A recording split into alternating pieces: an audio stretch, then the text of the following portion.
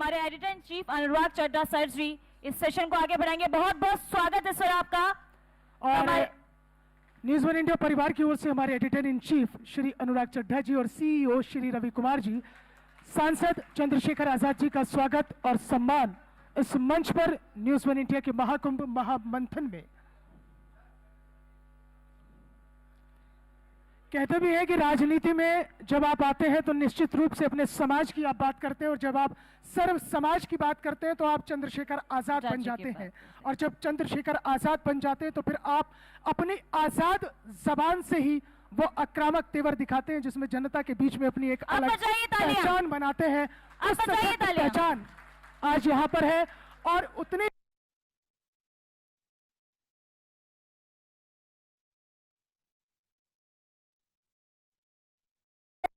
हमारे श्री अनुराग चड्ढा जी एक सशक्त और दमदार आवाज के साथ अब होगा वार्तालाप और उसमें होगी बातचीत, वो अनछुए पहलू बढ़ेंगी। तो चलिए इस प्रोग्राम को आगे बढ़ाएंगे। Over to you sir. News one India के इस सेशन में आपका एक बार फिर से स्वागत है। सबसे पहले मैं चंद्रशेखर भाई का शुक्रिया अदा करना चाहूँगा कि सबसे पहले मैं चंद्रशेखर भाई का शुक्रिया अदा करना चाहूँगा। उन्होंने बहुत कीमती समय में से अपना समय निकाला हमारे लिए। और मुझे याद है कि जब हम इनको इनवाइट कर रहे थे तो उन्होंने कहा था कि यार मुझे इनवाइट मत करो, और जिस होटल में आप इनवाइट कर रहे हो उसके इतने लोग मेरे आएंगे कि उसके शीशे तक टूट सकते हैं। और वाकई जो आपके फॉलोअर्स की संख्या है यहाँ पर दिखाई दे रही है। और आपने कहा था कि अभी तो मैंने बताया नहीं है अपने लोगों को कि मैं यहाँ पर आ रहा हूँ। तो बहुत बहुत शुक्रिया चंद्रशेखर आजाद भाई। धन्यवाद अनुराग भाई, बहुत बहुत धन्यवाद। तो इंटरव्यू की शुरुआत करने से पहले मैं 2 लाइन चंद्रशेखर भाई के बारे में बोलना चाहूँगा। देखिए, वैसे तो राजनीति में बहुत सारे लोग संघर्ष करते हैं, बिल्कुल चंद्रशेखर आजाद जैसे लोग, लेकिन जो राजनीति में मंझे हुए खिलाड़ी होते हैं, बड़ी बड़ी पार्टियां होती हैं, वो ब्रांड बन जाती हैं। और जो नया नया राजनीति में व्यक्ति उभरता है उसे गिराने की, डराने की बहुत कोशिशें होती हैं, क्योंकि ये लोग अच्छी तरह से जानते हैं कि जो व्यक्ति उभर रहा है इसमें दम है, ये कल को आगे जाएगा, उनकी जगह लेगा। इसलिए उनके मनोबल को तोड़ने की कोशिश की जाती है। और चंद्रशेखर जैसे और न जाने कितने लोग हैं जिनको उभरने से पहले ही खत्म कर दिया जाता है, लेकिन चंद्रशेखर उन लोगों में से हैं जिन्होंने संघर्षों का चट्टान की तरह खड़े होकर सामना किया और आज एक बड़ा दरख्त बन चुके हैं। तो एक बार जोर से तालियां चंद्रशेखर जी के लिए। एक बात मैं और कहना चाहूँगा, जब ये सहारनपुर में अपनी एक्टिविटी शुरू कर रहे थे राजनीति की, तो जो उत्तर प्रदेश में जो लोग कहते हैं कि भाई जो दलित राजनीति है उसकी तो सिर्फ मायावती मसीहा है, ऐसे में दलित पॉलिटिक्स का और दूसरा कोई मसीहा नहीं बन पाएगा। लेकिन चंद्रशेखर आज़ाद ने पार्लियामेंट में पहुंचकर उन लोगों के प्रश्नों का जवाब दे दिया है और कहीं ना कहीं बताने की कोशिश की है कि फिलहाल उत्तर प्रदेश में जो भविष्य की दलित पॉलिटिक्स है वो किसके हाथ में जाएगी। और बहुत सारे प्रश्न उन्होंने पार्लियामेंट में जाकर दे दिए हैं और उनके जवाब आज हम चंद्रशेखर आज़ाद से लेने की कोशिश करेंगे। चंद्रशेखर जी, सबसे पहला सवाल मेरा आपसे ये है कि आपने मायावती की पार्टी भी ज्वाइन की थी, काम किया था आपने मायावती जी के साथ, तो बसपा छोड़ने की मुख्य वजह क्या रही? देखिए, मैं गुजारिश करूंगा सभी लोग शांत रहें, आज़ाद भाई का वक्तव्य सुने। वो मान्यवर काशी राम जी द्वारा आंदोलन जी,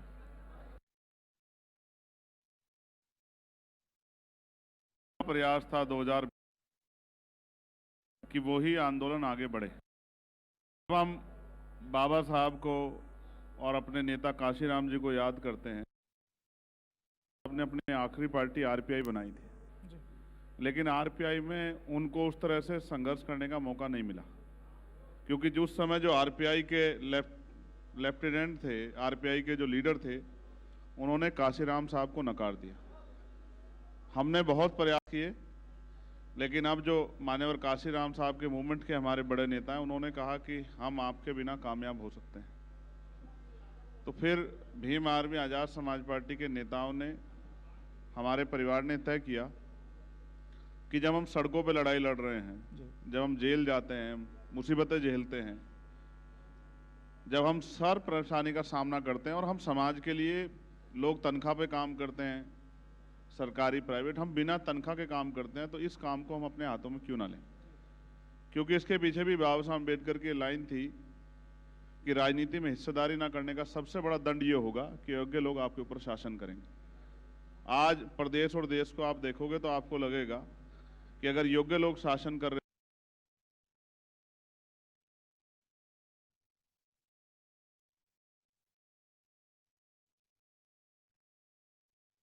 उम्मीद है कि ये फूले साहू अम्बेडकर और मान्यवर काशीराम साहब का अधूरा सपना जो है वो आने वाले समय में पूरा करेगा। आपने मायावती जी से भी कुछ रिश्ता जोड़ने की कोशिश की, आपने कहा मेरी वो रिश्तेदार है, लेकिन उन्होंने सार्वजनिक मंचों से कह दिया कि मेरा कोई भतीजा नहीं है।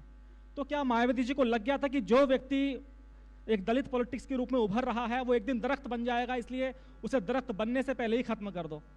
नहीं, मैं ऐसा नहीं मानता हूँ। वो हमारी बड़ी हैं और हमारी नेता भी हैं, और मैं तो आपके मंच से उनके दीर्घायु होने की कामना करता हूँ। वो स्वस्थ रहें और उनका आशीर्वाद हम पे बना रहे। हम हिस्ट्री जब पढ़ते हैं, अभी पार्लियामेंट में भी चर्चा हुई, एकलव्य के किस्से पे चर्चा हुई। एकलव्य द्रोणाचार्य के पास गए कि मैं आपका शिष्य बनना चाहता हूँ, और द्रोणाचार्य जी ने कहा कि मैं तुम्हें शिष्य नहीं बनाना चाहता। तो एकलव्य ने अपना काम नहीं छोड़ा। एकलव्य ने द्रोणाचार्य जी की मूर्ति बना के उसके सामने ही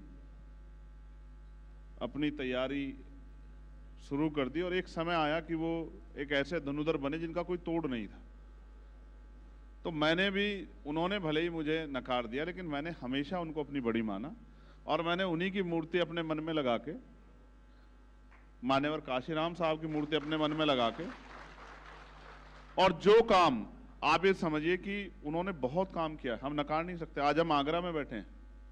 एक समय था कि आगरा में जो एक बड़ी आबादी वो जूते के व्यापार से जुड़ी हुई है, और एक समय था कि बिल्कुल टैक्स फ्री करके आगे बढ़ने का अवसर जो है यहाँ के लोगों को दिया गया, जिससे कि यहाँ के लोगों में हिम्मत पैदा हो।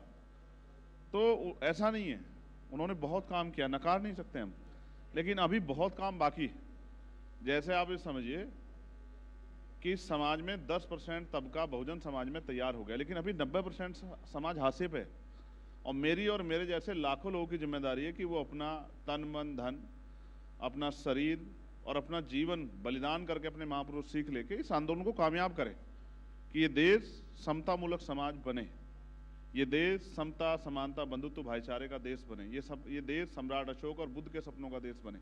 वो तभी संभव है जब बहुत सारे लोग ईमानदारी से काम करें, और मैं कोशिश कर रहा हूँ।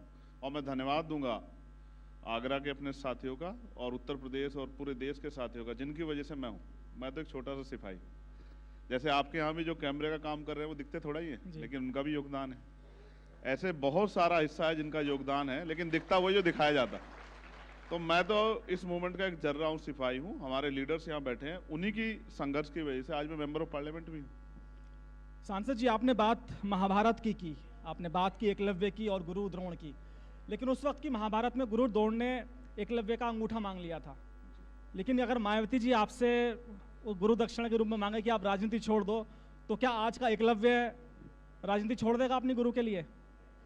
देखो, आज मेरे कंधों पर जिम्मेदारी है, और मैं जहां तक समझता हूं,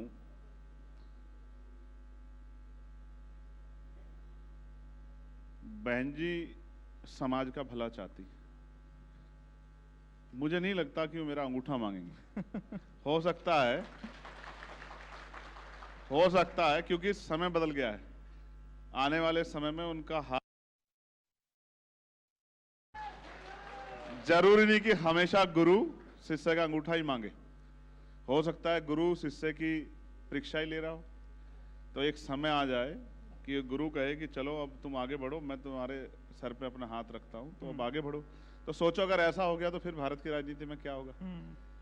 तो फिर आप समझो कि ऐसा होगा। मैं आज चैलेंज करके कह रहा हूं आपसे, और मैं बहुत हल्की बातें नहीं करता हूं, मैं आज चैलेंज करके कह रहा हूं, जिस दिन उन्होंने, मैंने हमेशा प्रयास किया, जिस दिन उन्होंने सिर्फ ये कह दिया कि मेरा खून है, मेरी औलाद है, इसके साथ खड़े हो जाओ, तो इस देश में कमजोर वर्गों की बच्चों की तरफ उनके अधिकारों की तरफ कुछ आंख नहीं उठा के देख पाएगा। मेरी बात को आप याद रखें। लेकिन आजाद भाई आपने बहुत अच्छी बात कही,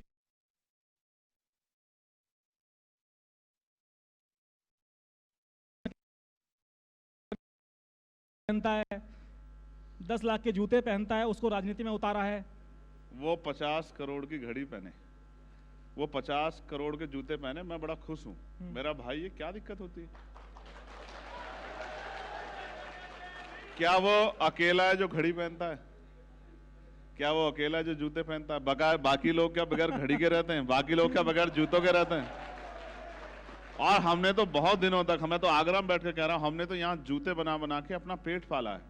अगर हम जूते पहनने लगे, मगर सोचो कि अगर हम अपने अधिकारों को छीनने वालों को जूते मारने लगे, तब क्या होगा? आप सोचो। लेकिन आजाद भाई, अगर हम आपकी राजनीतिक गुरु की बात करें, चूंकि आपने कहा कि मैंने अपने मन मंदिर में उनकी तस्वीर बसा रखी है, 2007 में मायावती जी की सरकार पूर्ण बहुमत से बनी, 2012 में अखिलेश जी की सरकार आई और मायावती जी एक तरह से हाशिए पर चली गई। 2014 का चुनाव जी, जहां बसपा शून्य पर रही, उसके बाद 2022 की अगर मैं बात करूं तो मात्र एक एमएलए, अगर मैं गलत नहीं हूं तो वापस चलो 2019 की भी बात कर। 19 की बात मैं इसलिए नहीं करूंगा क्योंकि 19 में एक कॉकटेल गठबंधन था। चलो 17 जो की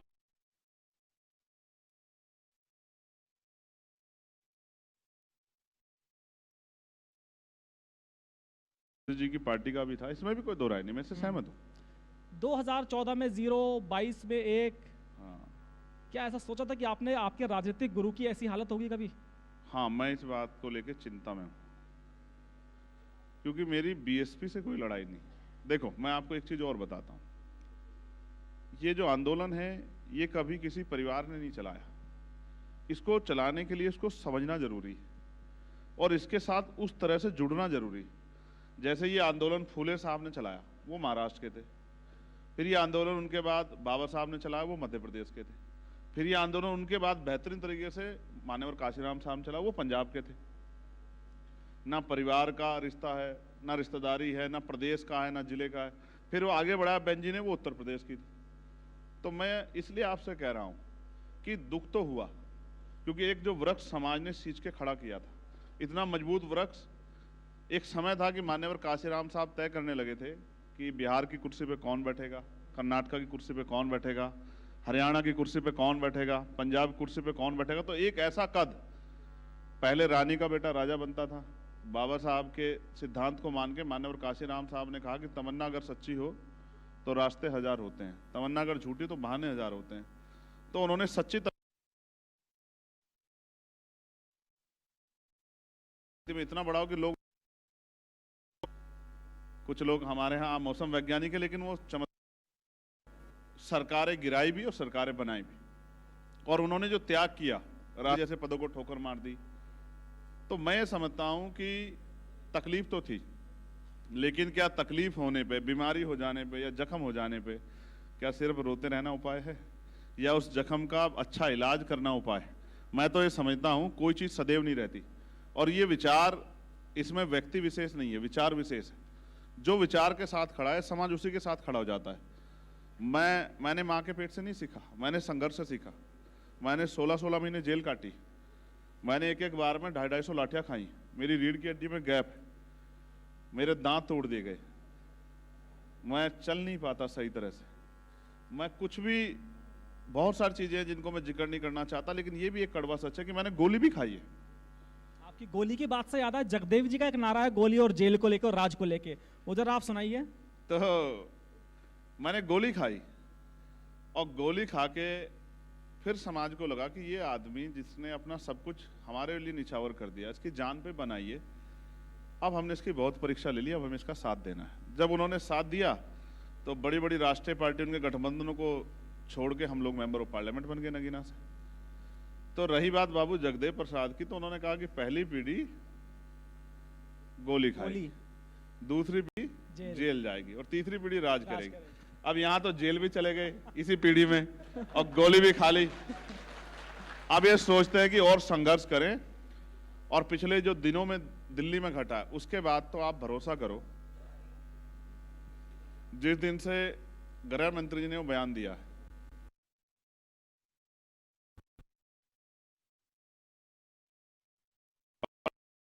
रहता हूं जैसे बहुत कुछ छिन गया हो। मन आता है कि सड़कों पे उतर के सरकार को बताएं कि हम जवाब दे सकते हैं। साथियों से भी चर्चा करते हैं, फिर सोचते हैं भी कुछ पार्टी आंदोलन कर रही है, उनको कर लेने दो, क्योंकि अब हम पे विकल्प है। हम इस बार एक हरियाणा में एक कहावत है, मैंने हरियाणा चुनाव लड़ा, वो कहते हैं रड़ काट देंगे। इस बार हम सरकार की रड़ काट देंगे, हमने भी तय कर लिया है। और हम पे 14 अक्टूबर 1956 भी एक रास्ता है। मैं आज आपके माध्यम से कहना चाहता हूं कि अगर कोई बाबा साहब अंबेडकर का अपमान करने का प्रयास करेगा तो 14 अक्टूबर 1956 भी हम पे एक रास्ता है, सरकार भूले ना। और उसके अलावा हम पे संकल्प रास्ता। मैंने कल ही अपने एक बड़े नेता से कहा कि एक दिन के आंदोलन से क्या होगा, ये तो आपने बहुत कर लिया, अगर हिम्मत है तो चलो जंतर मंतर पे अनिश्चितकालीन आंदोलन करते हैं, क्या तो सरकार झुकेगी या फिर हम खत्म हो जाएंगे, तय करो अगर लड़ना है। क्योंकि हम रोज लड़ रहे हैं, कभी लड़ते हैं रेप हो गया, कभी हत्या हो गई, कभी घोड़ी रोक दी, कभी किसी चीज पे थक गए। परमानेंट सोल्यूशन ढूंढ रहे, जैसे बाबा साहब ने कहा political power is the master की, ये भी एक सोल्यूशन है। इसकी तरफ भी मेरा लोगों को आगे बढ़ाने का ध्यान है कि भाई पॉलिटिकल पावर हासिल कर लो तो कोई भी आपको ना लाठी मार पाएगा, ना आपका अपमान कर पाएगा, ना आपके अधिकार छीन पाएगा, बल्कि आपकी कलम में ताकत होगी, जिसे चाहे रोजगार दे देना और जिसे चाहे पैरों पे खड़ा कर देना, जिसकी चाहे जिंदगी बदल देना। मैं गांव में जाता हूं, सड़कें नहीं, पीने के पानी की व्यवस्था नहीं है। प्रधानमंत्री की योजना जल नल योजना अच्छी योजना है, लेकिन अभी तक पटरी नहीं चढ़ी है, गांव खुदे पड़े। तो ये भी एक रास्ता है जो मैंने आपको कहा कि सत्ता में आके भी हम लोग इस काम को कर सकते हैं। लेकिन मैंने उनसे कहा कि एक संकल्प मेरे साथ कर लो कि अगले 2.5 साल घर नहीं जाएंगे, दिन रात मेहनत करेंगे और 2027 में पहली इनके ताबूत में, भाजपा के ताबूत में पहली कील उत्तर प्रदेश से ठोकने का काम करेंगे, उत्तर प्रदेश में राजकाज लाने का काम करेंगे। सांसद जी, 2024 के चुनाव का जो नतीजा आया जी, उसमें संविधान ने बड़ी भूमिका निभाई। जितने भी जिसमें पॉलिटिकल लोगों ने जितनी चर्चाएं की, जितना मंथन किया, उसमें लगा कि अगर संविधान की बात अगर लोगों तक नैरेटिव नहीं बनाते तो कहीं ना कहीं भारतीय जनता पार्टी का उत्तर प्रदेश में हाल नहीं होता। अब आपने बाबा साहेब का जो अपमान है उसको पुरजोर तरीके से उठाया। अमित शाह जी को एक तरह से आपने धमकाया भी है कि समाज ये अपमान भूलेगा नहीं, आप देखते रहिए आगे क्या होगा। तो क्या है मंशा सांसद चंद्रशेखर की? देखो, हमें हमारे गुरुओं ने सिखाया कि बोलने से गुस्सा निकल जाता है, तो दिल में रखो और समय आने पे जवाब दो। हम 2 अप्रैल को निकले, हम 21 तारीख को निकले, हमने कई मामलों पे एक दिन का धरना प्रदर्शन कर लिया, लेकिन अब मैंने तय किया कि मार्च के बाद मैं घर नहीं बैठूंगा। उत्तर प्रदेश की कोई गली, कोई मोहल्ला, कोई तहसील, कोई कस्बा, कोई शहर हम लोग नहीं छोड़ेंगे जहां जाके हम लोगों से नहीं कहेंगे कि अगर अपमान समझते हो तो अपमान का हिसाब भी चुकाना सीखो। तो मैंने कहा कि जिस कुर्सी पे बैठ के हमारे लोगों को अपमानित किया जा रहा है, वो कुर्सी हम इनके नीचे तक खींच लेंगे। और फिर जैसे काशीराम साहब ने कहा था कि मैं करोड़पति को रोडपति भी बना सकता हूं, तो मैं आपसे कहता हूं कि जिन्होंने ये किया है उनसे वो कुर्सियां हम लोग छीन लेंगे जिन कुर्सियों पर बैठ के वो इतने अहंकार में है। मतलब आप केंद्र सरकार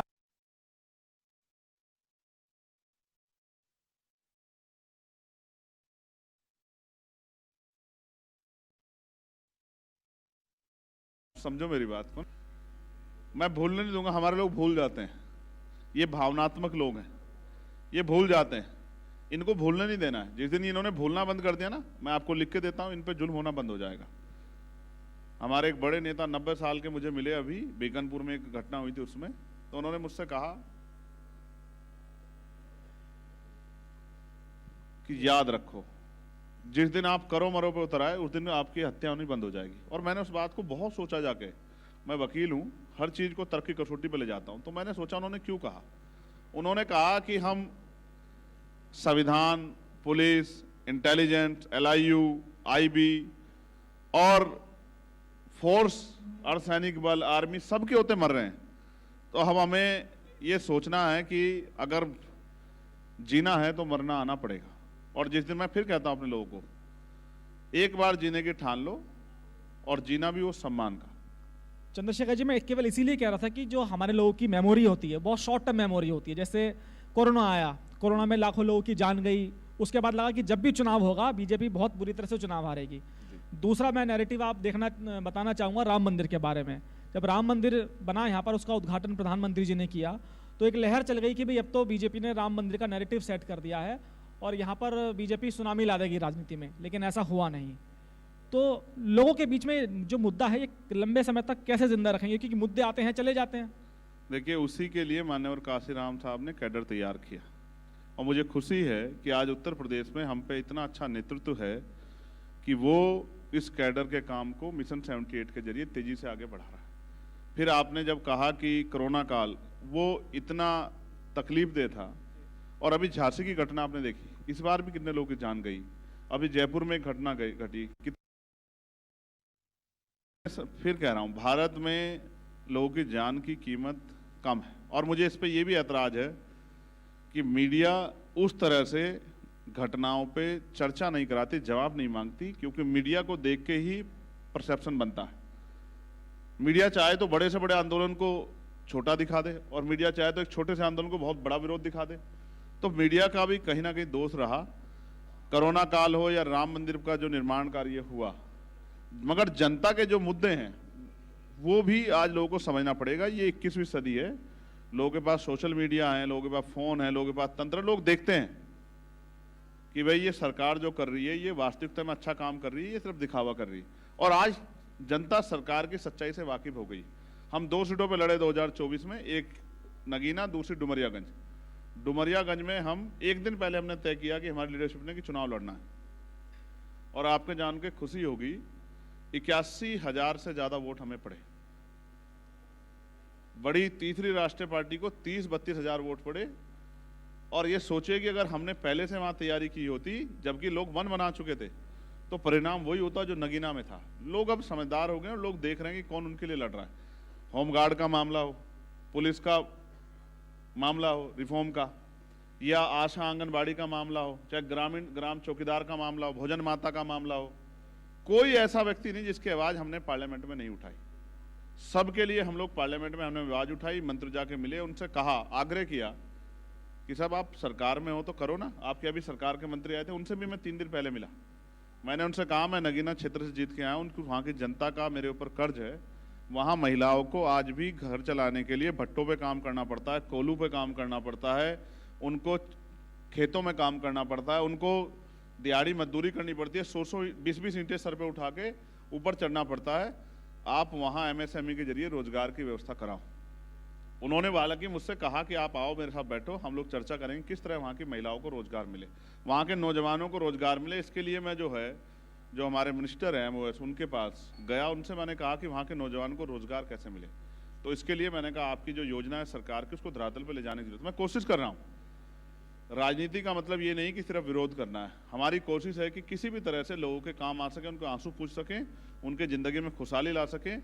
और जिस तरह से हमने वन नेशन और वन एजुकेशन की बात हमने पार्लियामेंट में उठाई, 1 नेशन 1 हेल्थ सिस्टम की बात हमने पार्लियामेंट में उठाई, अभी तक शायद नहीं उठा पाया कोई इस तरह से। और जिस दिन ये सिस्टम लागू होगा आप देखना बहुत बड़ा बदलाव जो है देश में होगा। और मैंने प्राइम मिनिस्टर को भी 3 दिन पहले पत्र लिखा कि अगर प्राइम मिनिस्टर वाकई में बाबा साहब अम्बेडकर को मानते हैं, और अब तो विपक्ष भी कह रहा है कि वो भी बाबा साहब अम्बेडकर को मानते हैं, लेकिन हालांकि इनको देखने के लिए इनके कार्यकाल में बाबा साहब अम्बेडकर के विचारों पे क्या काम हुआ, बाबा साहब अम्बेडकर के विचारों को कितना आगे बढ़ाया गया, बाबा साहब अम्बेडकर की सोच पे को कितना मजबूत किया, ये भी आप देख सकते हैं इनके कार्यकाल के आधार पर। ये इसी से पता लग जाएगा कि कौन कितना अम्बेडकरवादी है। लेकिन फिर भी आज तो माहौल अच्छा है पार्लियामेंट में, तो मैंने 10-12 मांगे प्राइम मिनिस्टर को लिखी कि साहब आप देश के प्रधानमंत्री, इनको लागू करा दो तो हम भी मान लें कि आप जो हैं बाबा साहब अम्बेडकर का अनुयायी है। और अगर आप नहीं लागू कराते तो ये भी स्पष्ट हो जाएगा कि आपका बाबा साहब अम्बेडकर के प्रति प्रेम और विपक्ष का बाबा साहब अम्बेडकर के प्रति प्रेम वो इसलिए दिखावा है कि आज कमजोर वर्गों पे बाबा साहब अम्बेडकर के 4-4 बच्चों की कुर्बानियों से वोट का अधिकार है। ये वोट का अधिकार है जो खुद को राजा महाराजा कहते हैं, हमारी गलियों में आते हैं, हमारे पैर पकड़ते हैं, हमें भाई कहते हैं, हमारे बराबर में बैठते हैं, हमारे साथ भोजन करते हैं, हमारा झूठा पानी पीते हैं, और ये कहते हैं कि हम आपके अपने, हमें वोट दे दो। जिस दिन वोट का अधिकार चला गया इन कमजोर वर्गों से, इनकी बस्तियों में पैर रखने नहीं आएगा कोई। और वोट होते हुए, अनुराग भाई, वोट होते हुए इनकी बस्तियों के हाल ऐसे कि आप वहां से कोट पैंट पहन के निकल नहीं सकते, क्योंकि पानी की निकासी नहीं है और इतना इतना पानी भरा हुआ है सड़कों पे और बुरे हाल हैं। बिजली पानी की व्यवस्था नहीं है, कोई पूछने वाला नहीं है। मैं उड़ीसा होके आया, पीने के लिए पानी आज 75 साल बाद अमृतकाल मना रहे हैं, पीने के लिए पानी नहीं है। इसलिए मैंने कहा अमृतकाल नहीं, धमकी काल है ये। धमकी दो, डराओ और सरकार बनाओ। चंद्रशेखर जी, एक सवाल का जवाब मैं आपसे लेना चाहूँगा। जिस तरह से पार्लियामेंट में पहले बाबा साहब का अपमान हुआ, उसके बाद विपक्ष ने वहाँ धरना प्रदर्शन किया, बाबा साहब की जो तस्वीरें थी वो पार्लियामेंट में आ गई।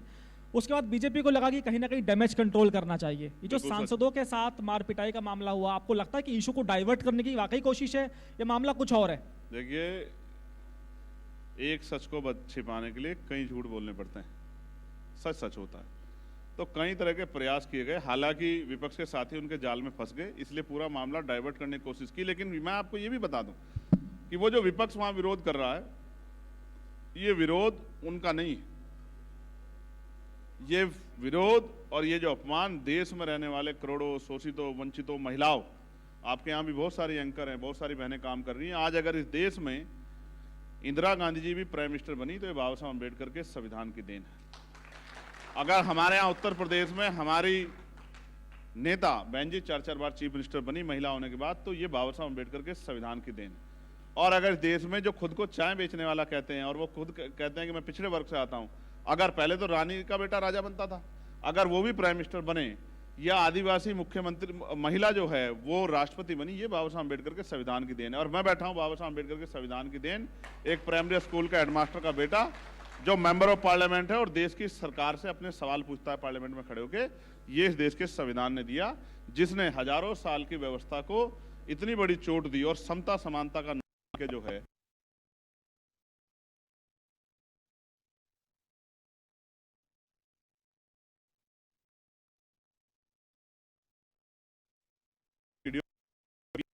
इस पीढ़ी बिना काम करे अच्छे जीवन बिता सकती है। और एक तरफ वो लोग जिनके बच्चे रात को पेट पे हाथ फेर के सो जाते हैं और उनके माँ बाप जो है भोजन की जगह कोई बात उनको सुना देता है कि कल आपका अच्छा दिन आएगा।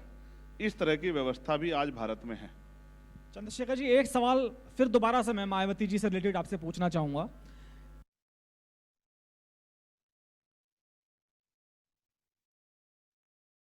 समाजवादी पार्टी हो या कांग्रेस हो, वो कभी दलितों की बात इतनी नहीं करती थी, लेकिन जैसे जैसे मायावती का दलितों को लगा कि भाई मायावती अब उनकी मसीहा नहीं रही हैं और उन्होंने उनको राजनीतिक शक्ति देने से मना कर दिया, तो उसके बाद मुझे लगा कि तमाम दलों में होड़ लगी दलितों को लुभाने की कि भाई हम ही आपके सबसे बड़े मसीहा हैं। 2024 में आपने देखा कि समाजवादी पार्टी ने किस तरह से संविधान की किताबें हाथ में ली और कहा कि भाई संविधान खत्म हो जाएगा, दलितों का आरक्षण हम लोग खत्म कर देंगे। तो क्या वाकई आपको लगता है कि जो मायावती के हाथ से जो दलित फिसला है उस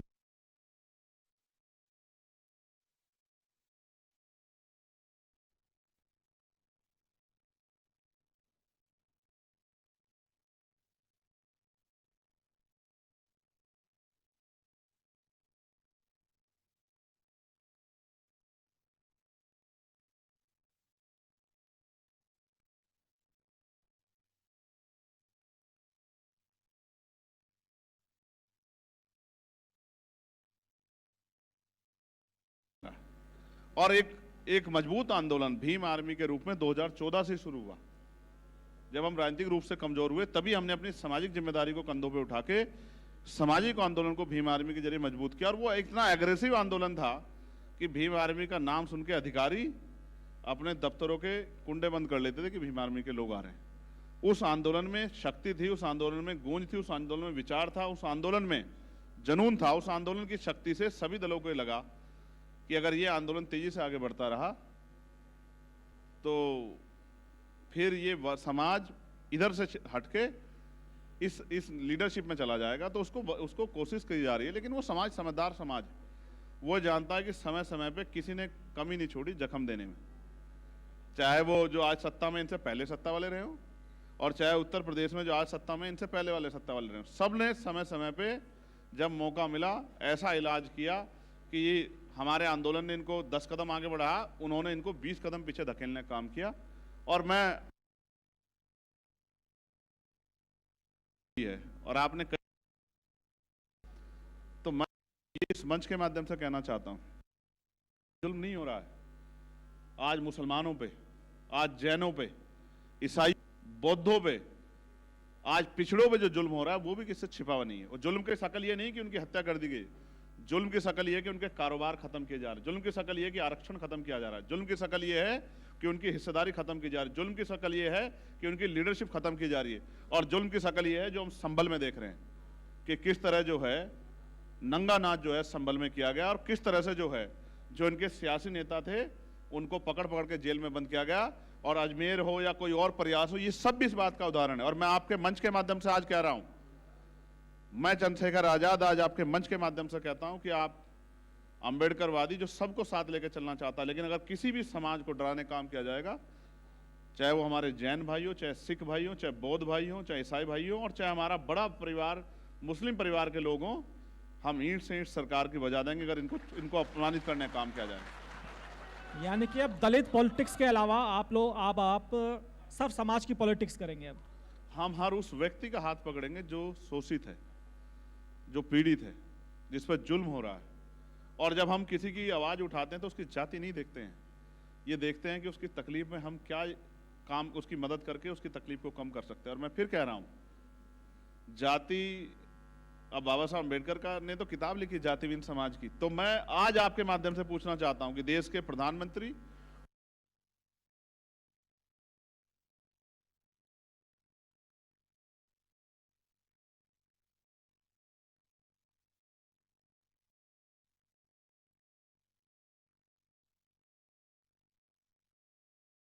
कि इस देश से जातियां खत्म कर दिया समर्थन करती हैं, तो आप समझ लेना, मैं अपने समाज को भी कहना चाहता हूं, बहुजन समाज को, तो आप समझ लेना कि वो आपकी हितैषी हैं।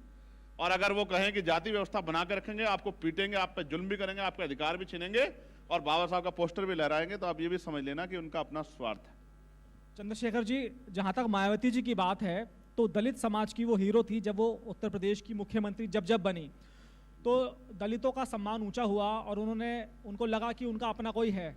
और मैंने कई बार उनकी कवरेज की, मैं उनके खुद, जैसे आप उनके फ़ैन हैं, आप उनको अपना गुरु मानते हैं, मैंने भी उनकी कार्य करने की क्षमता देखी। एक बार सुबह की बात है कि मैंने रात में एक खबर चलाई थी, मैं एक नेशनल चैनल में काम करता था, कि एक शादी थी, शादी में कुछ बदमाश कन्यादान का लिफाफा लूटकर फरार हो गए। और न्यूज़ चैनल में बहुत छोटी सी पट्टी चली, लेकिन उस जिले के एसएसपी को सुबह मायावती जी ने उठा लिया कि भाई ये तेरे क्षेत्र में घटना कैसे हुई, और उस एसएसपी को पता नहीं था कि ये कन्यादान का लिफाफा भी छीना है। तो ये मायावती के काम करने का वाकई तरीका भी था। एक बार की मैं आपको घटना बताऊं, वो एक काशीराम योजना में जो आवास बनते हैं वहाँ गई थी, तो उन्होंने लाउड स्पीकर के माध्यम से पूछा अपने लोगों से कि भाई आपके यहाँ पानी आता है, नहीं आता है, मुंह उठा के ऊपर। तो चौथी मंजिल वाले लोगों ने कहा आप पानी आता है, तो मायावती जी ने कहा अधिकारियों से मत डरो, अगर नहीं आता तो बताओ, ये अधिकारी ऊपर पानी भर के लाएंगे बाल्टियों में। तो ये मायावती का एग्रेशन था और लोग उससे बहुत खुश होते थे। ये जो महापुरुषों ने हमें संघर्ष करके, आप देखें ना बाबा साहब का संघर्ष, अपने 4 बच्चे कुर्बान कर दिए, सुख सुविधाएं छोड़ दी। मान्यवर काशीराम साहब ने अपनी पूरी जिंदगी अपने परिवार को भी नहीं देखा, पिता की डेथ हुई नहीं गए, बहन की शादी हुई नहीं गए। तो ये तो हमने अपने बहन जी ने भी, बहन जी आज भी हमारी हीरो, हमने ये उन्हीं से सीखा। और मैं कहता हूँ ये तो आपने पुरानी पिक्चर देखी, अब जब मौका मिलेगा तो अब नई पिक्चर देखना। अब मैं आपसे बस उसी पॉइंट, मैं चंद्रशेखर भाई उसी पॉइंट पर आ रहा हूँ, नई पिक्चर क्या होगी मैं वही जानने की कोशिश कर रहा हूँ, क्योंकि आप वो नेता हैं, आप जनता के बीच में जाते हैं, अपने समाज के लोगों के बीच में जाते हैं, और जिस जाति के लोगों पर जुल्म होता है उनके बीच में जाते हैं। तो इसीलिए आपके फॉलोवर्स की संख्या लगातार बढ़ रही है, और इसी का नतीजा है कि आज आप देश की पार्लियामेंट में पहुंचे हैं, जहां पर लोग आपको पहुंचने नहीं देना चाहते थे। उनका भी भला हो जो नहीं चाहते थे उनका भला हो, और जो चाहते थे उनका ज्यादा भला हो।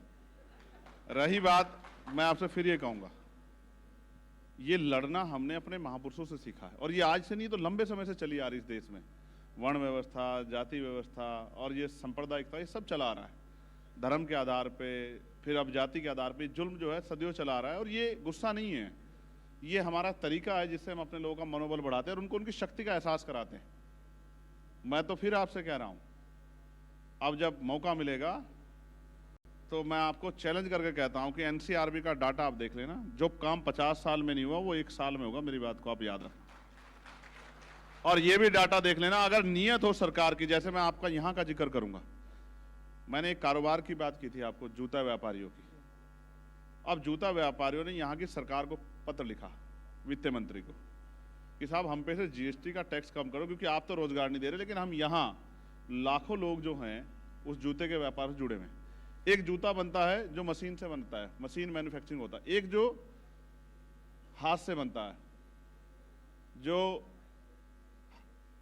हैंडीक्राफ्ट जिस दायरे में हम उसको लाते हैं। तो उन्होंने कहा कि आप ये देखो कि जहां भी उत्तर प्रदेश में हाथ से जूता बनता हो उसको आप जो है एक अलग कैटेगरी बना के इस पर टैक्स कम कर दो, जिससे ये लोग आगे बढ़ पाए। लेकिन अभी तक मैंने भी पत्र लिखा, लेकिन वित्त मंत्री ने सुत नहीं ली। मगर आप सोचो कि सरकार रोजगार देने में फेल हो रही है और ये लोग रोजगार दे रहे हैं। मशीन से जूता बनेगा तो 1 घंटे में 50 जोड़ी जूते बन जाएंगे, 100 जोड़ी, लेकिन हाथ से बनेगा तो 1 दिन लगेगा। लेकिन जब सरकार रोजगार नहीं देखती, रोजगार के दूसरे अवसर है तो इनका टैक्स क्यों नहीं कम करती सरकार?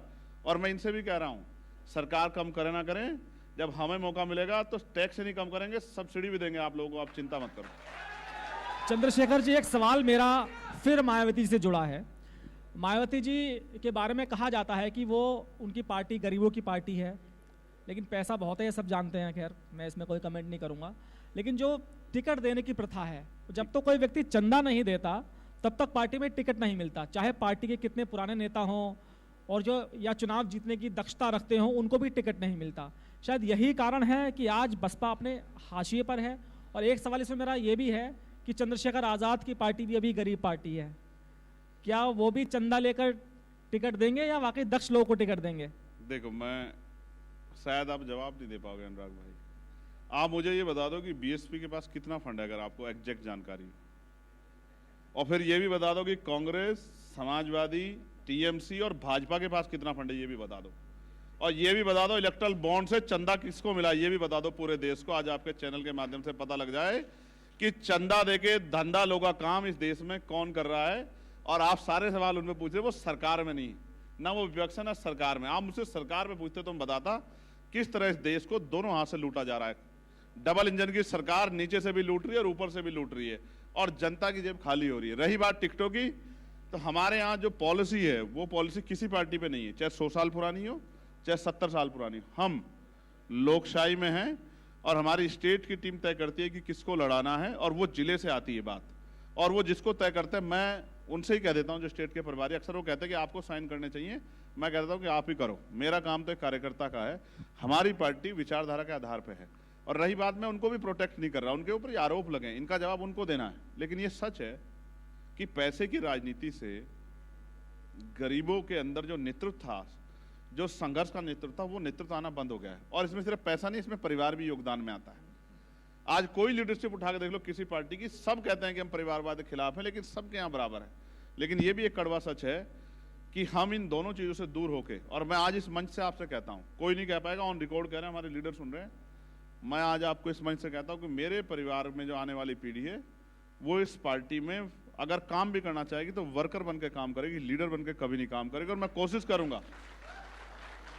करूंगा कि वो किसी और प्रोफेशन में जिसमें उनका दिल हो उसमें जाके काम करें। क्योंकि अगर मेरे बाद कोई आंदोलन को चला पाएगा तो वो चला पाएगा जिसने मेरी तरह जुल्म सहा होगा या जिसमें लड़ने की शक्ति होगी। मेरे परिवार का बच्चा जो है, जो सुख सुविधा में पलेगा क्योंकि मुझे तनख्वाह मिलती है, वो नहीं लड़ पाएगा। क्योंकि लड़ने के लिए फिर फौलाद का जिगरा चाहिए होता है। गोली खाना कोई आसान काम नहीं, गोली की आवाज से लोग भाग जाते हैं। मैंने बहुत कुछ देखा है जिंदगी में। मैंने एक बार में 250-250 लाठियां खाई हैं, और जब रीढ़ की हड्डी चटकती है ना तो पसीना कहां से आता है आप शायद ना जानते हो, मुझे पता है। चंद्रशेखर जी, आपने कहा कि आप परिवारवाद के खिलाफ है, और बहुत अच्छा लगा कि आपने खुले मंच से कह दिया कि जब आप राजनीति में और ज्यादा सफल हो जाएंगे तो आपके परिवार से कोई नहीं आएगा, बल्कि वो लोग आएंगे जो आपके संघर्ष के साथी हैं, जिनमें वाकई ऑन रिकॉर्ड कह रहा हूं, ऑन रिकॉर्ड कह रहे हैं, ये बात आपकी अच्छी ये आपके पास रहेगी। हाँ, अब ये होता क्या है ना, कोई कह देता तो बाद में वो एक क्लिप चिपकाते हैं। लेकिन मेरा सवाल यहाँ पर आपसे ये है कि 2027 का चुनाव आप अकेले लड़ेंगे या समझौता करेंगे, किसी से कोई गठबंधन होगा? देखो, जनता से उत्तर प्रदेश के बहुजन समाज से गठबंधन करना है, और बाकी अगर चुनावी अलायंस कोई होगा तो वो स्टेट की लीडरशिप तय कर देगी। जो वो तय कर देगी, हम तो उनके सामान्य कार्यकर्ता वही मानेंगे उनकी बात को। क्योंकि लोकशाही, आप कहते हैं लोकशाही, लोकतंत्र है हमारे यहाँ। अगर उनको लगेगा गठबंधन करना तो करेंगे, और नहीं लगेगा तो नहीं करेंगे, बस लड़ेंगे मजबूती से। लेकिन आपकी विचारधारा परिवारवाद के खिलाफ है, और जो उत्तर प्रदेश में समाजवादी पार्टी हो या कांग्रेस की बात करें, उनमें परिवारवाद है, तो अपनी विचारधारा के साथ समझौता करेंगे आप? मैं आपको फिर बता दूं, पॉलिटिकल अलायंस परमानेंट नहीं होते हैं। इस पे आपको मैं बाबा साहब अम्बेडकर के बहुत सारे कोट दे सकता हूं। उन्होंने कहा अगर 51% सहमति हो तो हम राजनीतिक समझौते कर सकते हैं। वो ये भी नकारते हैं कि रोटी बेटी का रिश्ता करो, वो भी कहते हैं साथ खाना भी ना खाओ, लेकिन अपनी समस्याओं से लड़ने के लिए और जो नुकसान हो रहा है प्रदेश को, देश को, उसको उस नुकसान को रोकने के लिए, प्रदेश की जनता और देश की जनता की खुशहाली के लिए अगर 51% सहमति हो तो मिलजुल के काम कर लेना चाहिए। हम अपनी पार्टी में उनके विचार नहीं ला रहे हैं, उनके विचार उनके साथ है और हमारे विचार उनके साथ है, अपने साथ हैं, और हम अपने विचारों के साथ ही आगे बढ़ेंगे। ये बात भी मैं आपको स्पष्ट करना चाहता हूँ। उत्तर प्रदेश के मुख्यमंत्री योगी आदित्यनाथ का एक नारा था कि बटेंगे तो कटेंगे, बहुत फेमस हो रहा है, सोशल मीडिया पर वायरल हो रहा है। कह रहे हैं कि जी हरियाणा में सरकार इस नारे ने बनवा दी, महाराष्ट्र में सरकार बनवा दी। आप क्या कहना चाहेंगे इस नारे के बारे में? नहीं, मुझे किसी के नारों पे कुछ नहीं कहना, मगर इस नारे से हमारे लोगों को सीख लेनी चाहिए कि बहुजन समाज जब तक 6743 जातियों में बटा रहेगा तभी तक कटता रहेगा, तभी तक लूटता रहेगा, तभी तक पिटता रहेगा। और जिस दिन एकजुट हो गया, बहुजन समाज बन गया, उस दिन ना लूटेगा, ना कटेगा, ना पिटेगा, और आत्मसम्मान का जीवन, स्वाभिमान का जीवन जिएगा, मुख्य धारा में आएगा और वो सुख सुविधा प्राप्त करेगा जो सुख सुविधा इस देश के उद्योगपति और जो ताकतवर लोग हैं वो लोग ले रहे हैं। यानी कि इस नारे का इस्तेमाल आपने अपने पर्सनल फायदे के लिए कर ही लिया? मेरा पर्सनल फायदा तो यही है कि ये मूवमेंट आंदोलन आगे बढ़े। मेरा पर्सनल भी ये है, मेरा परिवार भी ये है, और मेरा सब कुछ यही है कि बहुजन समाज अपने पैरों पे खड़ा हो जाए। संबल के मुद्दे पर आप क्या कहना चाहेंगे? आप भी वहां पर जाना चाहते थे, आपको नहीं जाने दिया गया। संबल में सरकार के सारे पे नंगा नाच हुआ, और संबल में जिस तरह से लोगों को पीटा गया, लोगों पे गोलियां चलाई गई, ये लोकतंत्र की हत्या थी। और अपने अपराध छिपाने के लिए वहां लोगों को जाने से रोका गया। सब सरकार की देखरेख में, कोई छिपावा नहीं है। जब हम ताकत में आएंगे इसकी जांच कराएंगे और जांच दोषी अधिकारियों पे सख्त कार्रवाई करेंगे कि दोबारा कोई ऐसा अधिकारी ऐसे काम ना करे। आपने जेल में जाकर आजम खान से मुलाकात की थी। उस मुलाकात के बाद बहुत सारे लोग अलग अलग राजनीतिक पिक्चर बनाने लगे। उस राजनीतिक पिक्चर का क्या खुलासा आप करेंगे कि फ्यूचर में क्या होने जा रहा है? क्या किसी परेशान व्यक्ति की मदद करना राजनीतिक काम है? नहीं, बिल्कुल काम नहीं है राजनीतिक काम, लेकिन राजनीति में कहा जाता है कि राजनीति में कोई भी काम, कोई भी स्टेप बिना काम के नहीं होता, उद्देश्य होता है। मैं ये बताता हूँ आपको, इस्लाम का एक कोट है कि अगर आप किसी की मदद करते हैं और उसके पीछे आपका स्वार्थ है, उसमें आप कोई मदद चाहते हैं, तो मदद जो है वो जो आप मदद कर रहे हैं वो बेकार साबित हो जाती है, वो मदद नहीं रहती, वो स्वार्थ हो जाता है। तो मैं ये कह रहा हूँ कि हम कोई भी काम करते हैं, आज चुनाव नहीं था, देखिए मैं 21 तारीख में गया, 20 में वोट पड़ गए थे, तो मैं ये भी नहीं कहा कि चुनावी फायदा हो जाए, लेकिन मैं अपने किसी साथी का हाथ नहीं छोड़ता। जिसको मेरी जब जरूरत होती है मैं उसके साथ खड़ा था, और जिसके साथ मैं खड़ा हूँ, और जिसके साथ नहीं हूँ, जिसके साथ उसके साथ हूँ। इस बात से कोई फर्क नहीं पड़ता कि वो जेल में है या घर में है या महल में, से कोई फर्क नहीं पड़ता।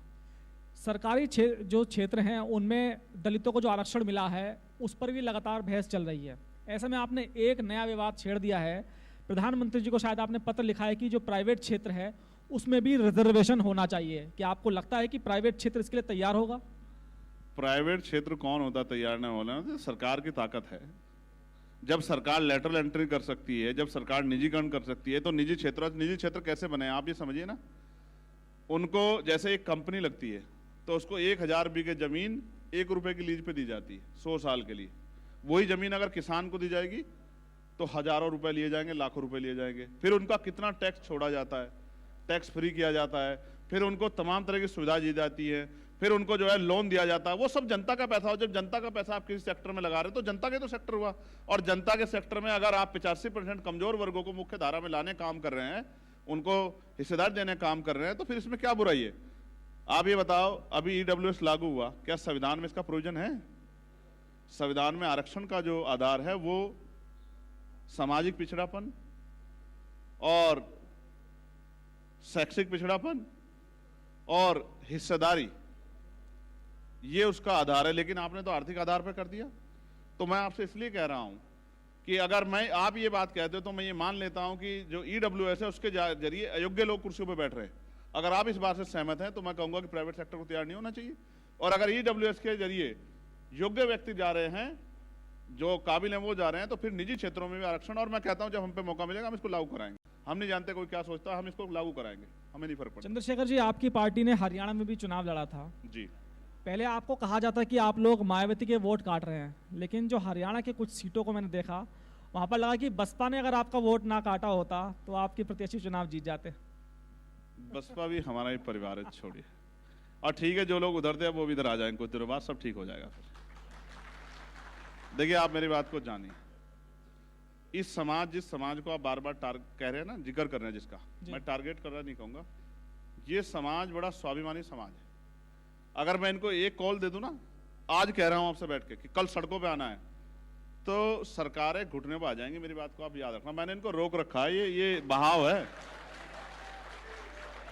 इनको एक बार 2 अप्रैल को मैंने कहा था कि जाओ जाके दिखाओ शक्ति अपनी, तो 3 दिन में सरकार घुटनों पे आ गई थी और पूरी कैबिनेट ने जो है SC/ST एक्ट पे जो है दोबारा से उसको ताकतवर बनाया था।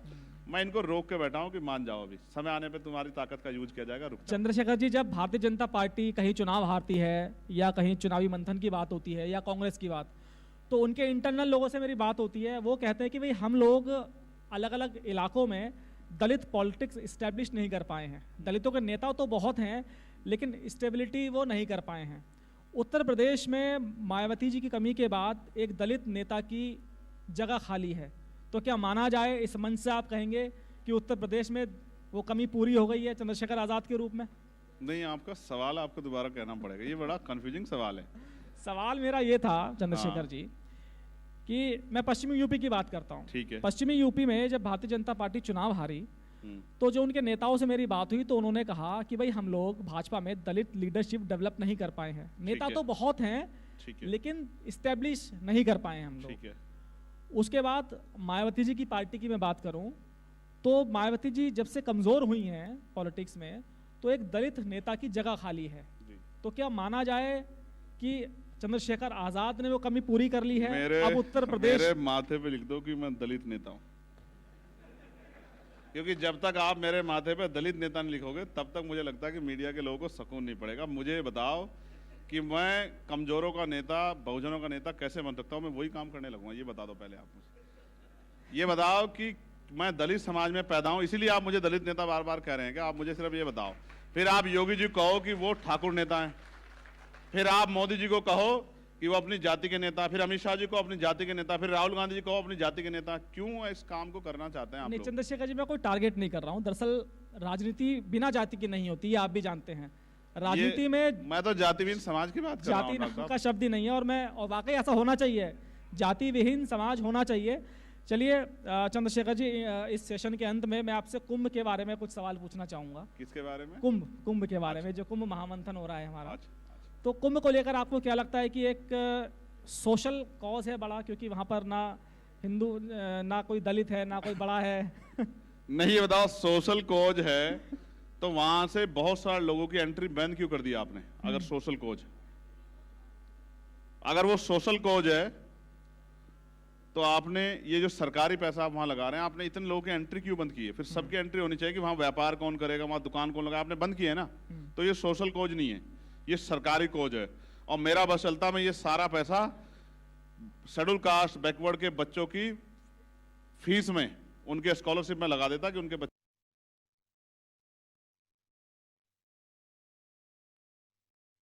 उन्नति के बगैर सामाजिक गैर बराबरी दूर होने के लिए इनकी आर्थिक उन्नति भी होना जरूरी, जिसका किसी सरकार पे कोई रास्ता नहीं है।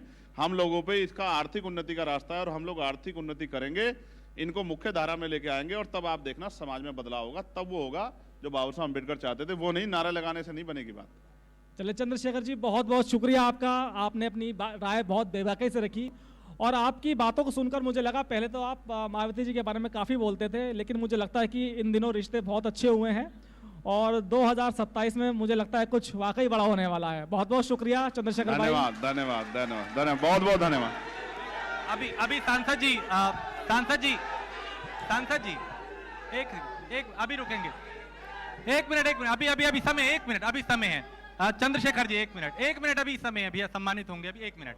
चंद्रशेखर जी, क्योंकि बहुत शुक्रिया, आपका आभार, आपने अपना कीमती समय हमें दिया और आप युवाओं को बहुत प्रेरित कर रहे हैं। युवा आपकी तरफ बहुत आकर्षित होता है और इसलिए कहा भी जाता है कि संघर्षों के साये में बदलाव की अग्नि जलती है, उस और जमाना चलता है जिस और जवानी चलती है।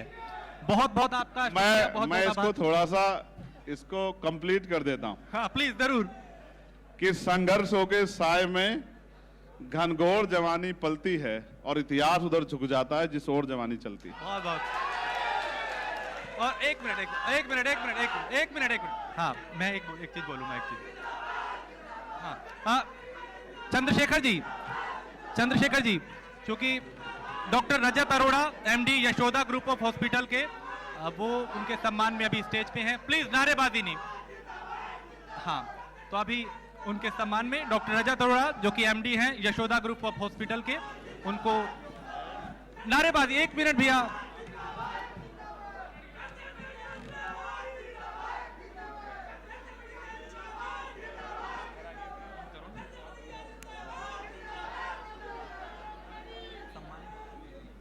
चलिए, तो लगातार ये सम्मानित करने का सिलसिला भी जारी है और बहुत बहुत शुक्रिया चंद्रशेखर आजाद ख्याल वाले चंद्रशेखर आजाद। चलिए